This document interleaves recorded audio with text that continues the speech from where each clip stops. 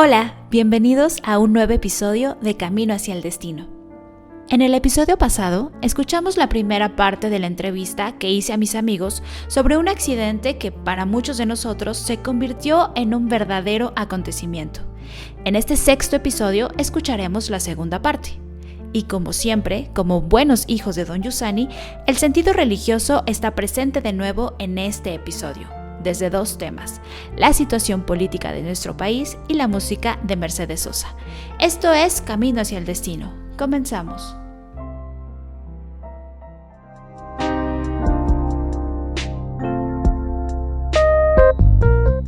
El 1 de septiembre de este año, al regresar de la jornada de inicio de año del club, tuvieron un accidente de coche mi hermana Ángela, mi prima Fátima y mi amigo Daniel Semprini. Esta es la segunda parte de una entrevista que le hice a Fati, sus papás y su hermana acerca de este accidente.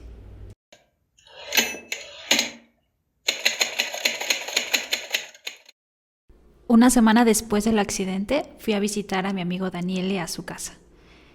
Él venía manejando el coche cuando sucedió el accidente. Esa noche que lo visité, también llegó mi tío, el papá de Fátima, y vi una escena que verdaderamente me conmovió hasta el extremo: el abrazo de mi tío con Daniele. Ellos se habían visto pocas veces en la vida. Sin embargo, este abrazo era el de dos grandes amigos. Tío, ¿cómo es tu amistad con Daniele? Yo a Daniele lo conocí hace mucho tiempo cuando estuvo la primera vez en México. Nunca había hablado con él directamente, hasta que me habló después del accidente y me pidió disculpas. Yo, viendo todo lo que comentaba hace rato Lupita, de todo lo que acontecía a nuestro alrededor, que era sentirse queridos por un montón de gente que nos hablaba y nos hacía, nos compartía que estaba orando por nosotros, y sabiendo que era una cosa que nos pedía el Señor, y quién sabe qué nos pedía, pero nos estaba pidiendo un cambio. Cuando hablé con Daniel, sentía esta cercanía como si yo había hablado antes con él mucho tiempo. Sabía de la amistad que se fundaba en otra cosa, y cuando él me dice discúlpame, yo le dije: tú has sido la ocasión para un acontecimiento más grande. Quién sabe por qué Dios te puso así, y esto es bueno para nosotros, y entonces yo te agradezco, no te puedo más que agradecer. Ahora me gustaría hablar de Fátima, porque ella llevaba una semana exactamente en la Ciudad de México. Había estado viviendo conmigo esa semana en mi casa, porque ella acababa de quedarse en una escuela de teatro a la cual le había costado mucho trabajo quedarse, porque es un proceso muy largo y hay muy pocas personas que logran quedarse. Y luego, bueno, pasa el accidente y por las heridas que ella tuvo, no puede regresar a la escuela, al menos en un año. Por lo tanto, hay un cambio de planes realmente drástico para ella. Mi pregunta para ti, Fati, es en relación a esto. ¿Cómo has vivido este cambio de planes y tu rehabilitación? ¿Qué ha significado para ti? Bueno, pues sí, ha sido un cambio difícil, la verdad, ¿no? Porque pues justo sucede en un momento donde parecía que al menos la carrera a la que me estaba dedicando estaba comenzando a fluir. Entonces yo renuncio a estos proyectos por venir aquí, ¿no? A cumplir el sueño y pasa, ¿no? O sea, pasa esto que no lo esperas, ¿no? Fue complicado y sigue siendo un poco complicado porque al inicio siempre vino esa pregunta de por qué, ¿no? O sea, ¿por qué pasan estas cosas, ¿no? Y cuando estuve en el hospital, trataba de entender y entender por qué, y venían estos sentimientos de enojo, de tristeza, como inevitablemente, ¿no? Porque yo trataba como de decir, bueno, yo tengo una fe, ¿no? Entonces, esto me tiene que ayudar. Y me ayudaba, pero a la vez inevitablemente venían a mí muchas cosas negativas. Entonces a mí me empezó a ayudar mucho justo la compañía que se me empezó a dar. Yo le dije a mi papá un día que estaba en el hospital que el amor verdaderamente me salvó, ¿no? O sea, déjate de que, gracias a Dios, no me moría, pero de una situación que yo creo que sí me hubiera hundido, ¿no? Como en una depresión o en algo, a algo que se ha podido llevar bien, fue justamente toda la respuesta que hubo, ¿no? De gente del movimiento, de gente que yo ni siquiera los conocía bien, ¿no? De amigos que yo tengo en Querétaro, aquí en Ciudad de México, tanta gente que se movilizó, que me mandó mensajes, que rezaba por mí, ¿no? Y sentir todo ese cariño, toda esa ola de amor, ¿no? De preocupación hacia mí, que yo digo, pues yo quién soy, ¿no? Para recibir tanto cariño, tanto amor. Yo la verdad me considero mala amiga, entonces me siento indigna, ¿no? De este amor, pero lo agradezco, ¿no? Entonces aquí es donde yo veo, es que esta es la gracia que tanto se me ha dicho, ¿no? Todos vivimos momentos difíciles, pero este momento que me tocó vivir, dije, ok, este es lo que se me está dando, ¿no? Y lo tomo y lo agradezco y bendigo a Dios todos los días, ¿no? Y bendigo a las personas, ¿no? Que ya sea que solo pudieron orar por mí o que también nos aportaron de otras maneras, pues fue, ¿no? Lo que yo digo, ay. Y, y bueno, otra cosa que también siento que, no sé si decir que aprendí a vivir con eso, ¿no? No sé, porque después de salir del hospital, pues también luego venía un poco esa frustración de ver a todos mis amigos en la escuela, ¿no? Ya ay, viendo cosas muy padres o todos los proyectos que yo tenía en puerta en Querétaro que les fue muy bien, ¿no? Curiosamente. Entonces también nuevamente venían estos pensamientos, ¿no? Y entonces yo me frustraba porque yo decía, es que todos, no sé, por ejemplo, Daniel Semprini escribe una carta bellísima, ¿no? Y él hablaba sobre este tomarse de Dios y yo decía, es que yo me tomo de Dios, pero inevitablemente tengo estos sentimientos negativos. Entonces un día yo dije, pues si yo no tengo nada más que esto, lo voy a ofrecer, ¿no? O sea, si yo solo tengo tristeza en las noches o ira, voy a ofrecerlo, ¿no? O sea, Dios sabe que no es porque yo me quiera aferrar, ¿no? Sino porque es lo que hay en estos momentos y yo te lo ofrezco para lo que tú quieras, ¿no? O sea, por los que sufren, por las almas del purgatorio, por todo lo que tú quieras. Y también, pues la verdad sí ha sido una rehabilitación dolorosa. Y nuevamente digo, yo no sé por qué pasó, ¿no? Pero si esto es lo que hay, es lo que voy a dar, ¿no? Entonces, todos los días, pues me levanto y digo, te ofrezco, ¿no? Lo que me vaya a doler, lo que me vaya a sentir, te lo doy. Incluso también han venido cosas muy bonitas, entonces también todas las alegrías, todas las cosas bellas, también te las doy, ¿no? Entonces creo que eso es lo que a mí de alguna manera me ha traído este acontecimiento a mi vida, ¿no? Eh, Creo que cada día lo voy viendo un poco más positivo, ¿no? O sea, de que, bueno, es una pausa, no es el fin del mundo y pues se me ha dado una otra oportunidad, ¿no? Dios me ha dado más vida, ¿no? Y me salvó de algo que pudo haber sido horrible. Y entonces, pues digo, bueno, si ya pasó esto y Dios me sostuvo, ¿qué otra cosa puede pasar, no? O sea, entonces, es lo que yo siento que se me ha dado y cómo he podido llevar, pues esto, ¿no? Del accidente. Después del accidente, durante varios días, nos reunimos familia y amigos de la comunidad y también no de la comunidad, del movimiento. Nos reunimos por Zoom todas las noches para rezar el rosario por la salud de Fati, de Daniele y de Ángela. Sara nos compartió, Sara es mi prima, la hermana mayor de Fátima, que esto también fue un acontecimiento para la familia que impresionó. Incluso también para ella el hecho de que como iglesia también estábamos unidos en algo verdaderamente concreto como esta necesidad. Y toda la gente que se conectaba, sí me impresionaba muchísimo, ¿no? O sea, que se conectaban 80 personas, ¿no? Y esas 80 personas era gente que algunos sí conocía, otros que había visto nada más alguna vez en algún momento y otros que nunca había visto en la vida, ¿no? Que es así sostenida, ¿no? Pero también como la comunidad crecía más y y de repente, porque, bueno, yo se los comenté a algunos amigos, ¿no? Que del accidente, decían, por favor, pidan, ¿no? Y de repente esos amigos que tienen otros carismas, ellos decían, no, es que también se los dije a mi grupo de oración, se los dije. Entonces, de repente no solamente era el movimiento, ¿no? De repente era unos neocatecúmenos rezando por Fátima, era unos carismáticos, era un montón de gente, ¿no? Era un monasterio, eran unos dominicos rezando, ¿no? O sea, es lo grande que es la iglesia, ¿no? O sea, como al final ahí, o sea, yo veía justamente que la iglesia sostiene, ¿no? Y que el mismo movimiento nos ha enseñado, ¿no? Que, que somos parte de la iglesia y que la iglesia es algo enorme y maravilloso, ¿no? Quisiera terminar este segmento con un pequeño fragmento del testimonio acerca del accidente de Daniel Semprini que pueden encontrar en la revista del mes de septiembre. Podemos reconocer que siempre somos accidentados, víctimas lesionadas y con necesidad de ser salvados de la muerte inminente. Esto corresponde a la conciencia del pecado que Giussani considera esencial para comenzar a vivir cada situación y relación con la verdad. El pecado, la falsedad de nosotros mismos, la insuficiencia radical de nuestro intento de ser y de vivir es el estado accidental de nuestra vida normal. Por eso gritamos: «Oh Dios, ven y sálvanos». Tú ven a transformar nuestra debilidad mortal en nueva vida. Y ven pronto en mi ayuda, porque sin tu ayuda no puedo resistir mucho tiempo y me hundiría en mi nada.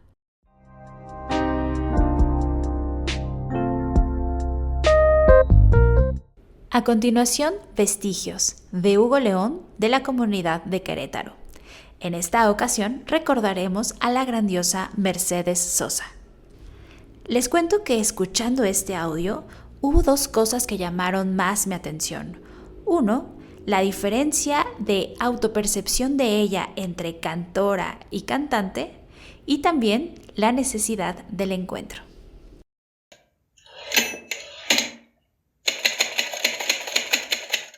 Queridos amigos, bienvenidos a este espacio del podcast El sentido religioso en los textos latinoamericanos. Los homenajes a los genios son homenajes a la grandeza humana. Don Giussani decía que el genio, el héroe y el santo no tienen nacionalidad, son propiedad de la humanidad. Y permítanme recordar en esta ocasión y de esta manera homenajear de una manera muy rápido a una gran genio de la canción latinoamericana como lo es Mercedes Sosa. Ella el 4 de octubre pasado ha cumplido 15 años de su partida de este mundo.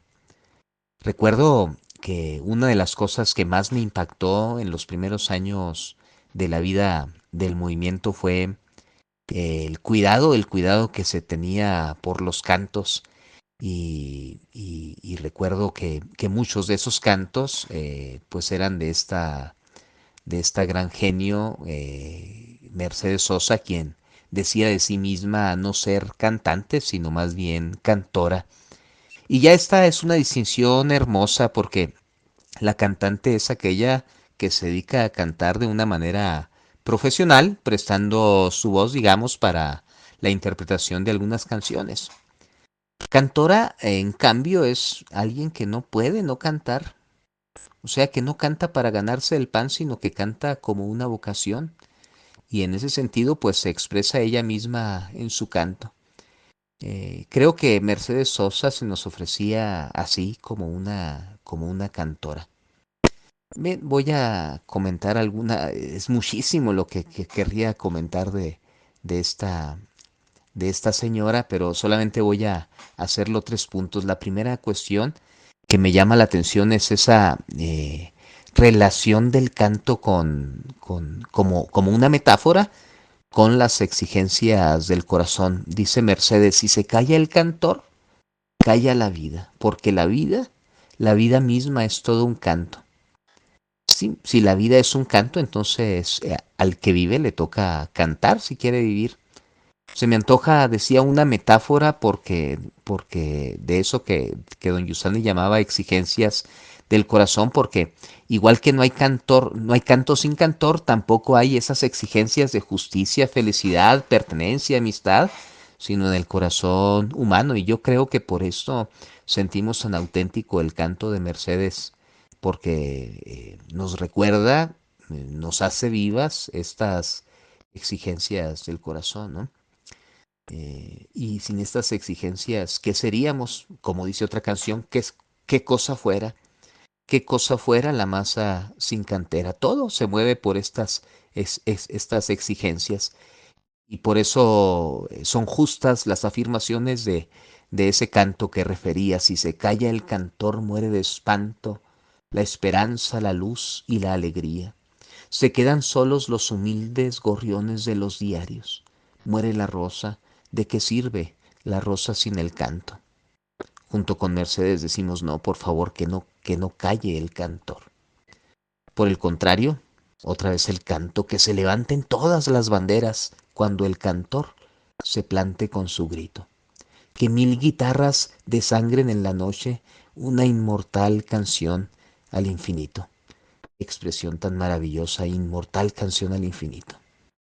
Ese conjunto de exigencias es de tal calado que se lanza como un grito infinito, infinito desde el infinito, desde la hondura de donde hemos sido generados hasta el infinito, hacia el cual tendemos. Imaginemos el peso de estas tres palabras. No las podemos comentar ahora, pero decimos, digámoslas lentamente, inmortal canción, infinito. Somos, amigos, ese grito. Una segunda cuestión que quisiera comentar es la inmanencia, digamos, de lo trascendente. Me parece que el espíritu latinoamericano tiene esto, y me parece también es una resultante del amor de los pueblos precolombinos por la tierra y también, por supuesto, de la encarnación de Dios por el cristianismo, ¿no? Creo que la personalidad latinoamericana es deudora de estas dos dimensiones y ambas claman a la inmanencia de lo trascendente. Me parece que es una profesión de fe, o sea, es decir, creo que lo trascendente está aquí. También es un deseo, espero que esté aquí, pero también está en la personalidad y es una costumbre que se manifiesta en el disfrute de lo simple, de lo sencillo como algo extraordinario y maravilloso. Esto se puede ver en los pueblos latinoamericanos y está en el canto de Mercedes. Por ejemplo, esta canción que nos gusta mucho cantar, Lunita Tucumana, Atahualpa Yupanqui, dice que la luna que está arriba sabe de mi largo caminar, está arriba pero sabe de acá, o sea, me acompaña aquí, dice justo es compañera de los gauchos. Es increíble, me parece, esa percepción de lo universal en lo particular, o sea, la luna que no tiene un acento geográfico, o sea, no está en la Tierra, sin embargo, es como si tomara, al iluminar cada una de estas partes de la Tierra, es como si tomara el rostro de cada región. El estribillo dice, perdido en las cerrazones, quién sabe, vidita, por dónde andaré, mas cuando salga la luna, cantaré, cantaré. A mi Tucumán querido cantaré, cantaré. Diría así, o sea, sin el horizonte de lo trascendente, la luna, quedamos perdidos y cerrados, pero con su luz, la luz de la luna que representa lo trascendente, se puede cantar y también se le puede cantar a nuestra inmanencia, o sea, a mi Tucumán querido. Eh, es como si dijera yo canto por tu luz. Hay una correspondencia entre mí y mi canto gracias a ti, luna, o sea, gracias a ti, trascendencia, que estás acá. Y que me configuras. Esto es bellísimo, también lo dice el canto ese. En algo nos parecemos, luna de la soledad.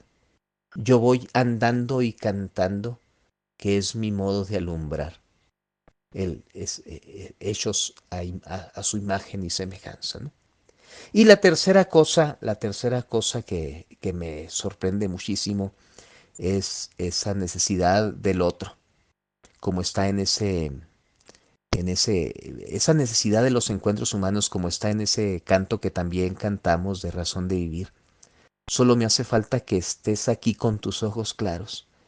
Esto en el pueblo cristiano adquiere una plenitud inimaginable. Por un lado, en este canto está la exigencia de decir yo, de hecho lo dice, para decidir si sigo poniendo esta sangre en tierra, para continuar.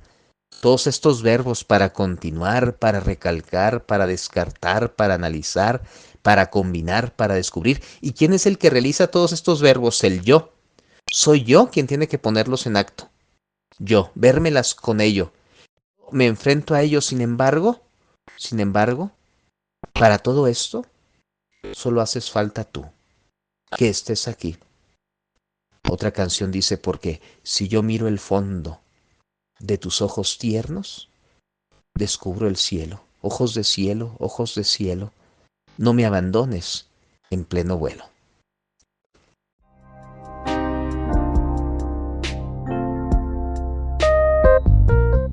Tengo que confesar que incluso no me es posible imaginar un México sin delincuencia, sin corrupción, con gobernantes honestos. Creo que no me doy oportunidad ni de soñarlo. ¿Es que realmente no lo deseo? ¿O es que me he quedado sin esperanza en cuanto a los temas políticos y sociales? ¿Qué significa este deseo y cuál es el papel de una persona que vive su religiosidad? A continuación, escucharemos Enfoque por José Antonio García Arévalo de la Comunidad de Puebla.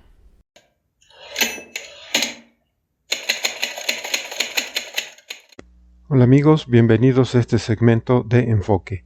Hoy quiero llamar su atención sobre los cambios a la Constitución que los diputados y senadores federales y los diputados de los congresos locales han hecho en los últimos días.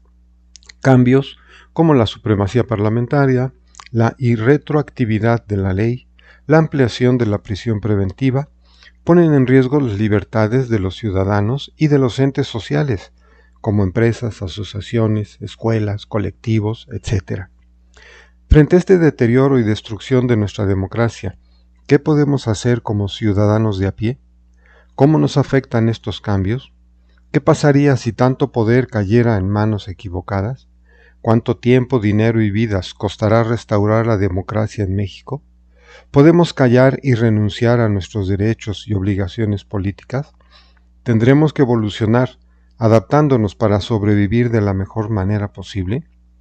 Giussani, en el sentido religioso, dice que el único límite a la dictadura del hombre sobre el hombre, ya se trate del hombre sobre la mujer, de padres con hijos, de gobierno y ciudadanos, de patronos y obreros, o de jefes de partido y estructuras a las que la gente está sometida, la única rémora, la única frontera, la única objeción a la esclavitud del poder, la única es la religiosidad. Y más adelante afirma que si el hombre, el individuo, no tiene una relación directa con el infinito, todo lo que haga el poder es justo. Llama la atención que más que un programa político o un manual de acciones democráticas, lo que Giussani oponga al poder dictatorial sea la religiosidad, hasta afirmar que el antipoder es el amor. ¿Por qué? ¿Yendo a misa salvaremos a México?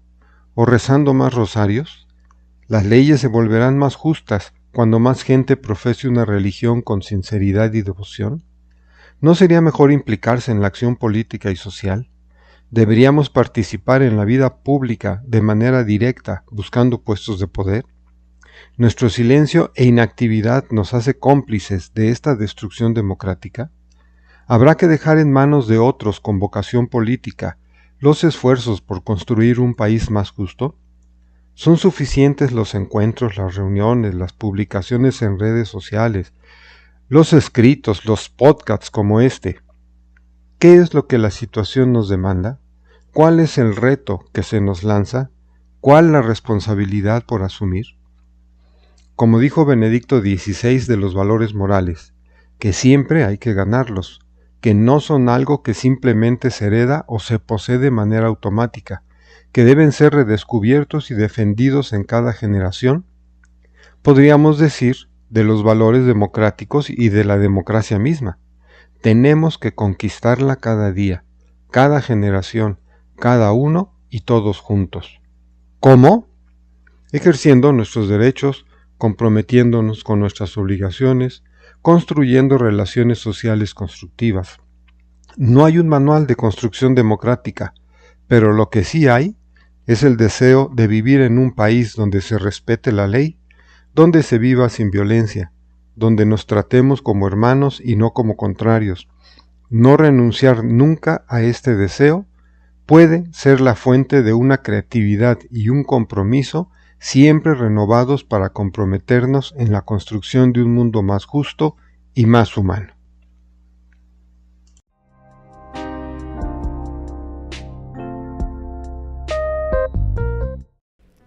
Amigos, pues muchísimas gracias por escucharnos en este episodio. En nombre de todo el equipo del podcast, queremos agradecer por compartir este contenido. Estamos abiertos a recibir sugerencias y opiniones, o si alguno desea participar en esta iniciativa, son completamente bienvenidos. Los invitamos a suscribirse a la revista y les deseamos una feliz Navidad. Nos vemos en el siguiente episodio. Esto fue Camino hacia el Destino, un podcast de Litere Communionis.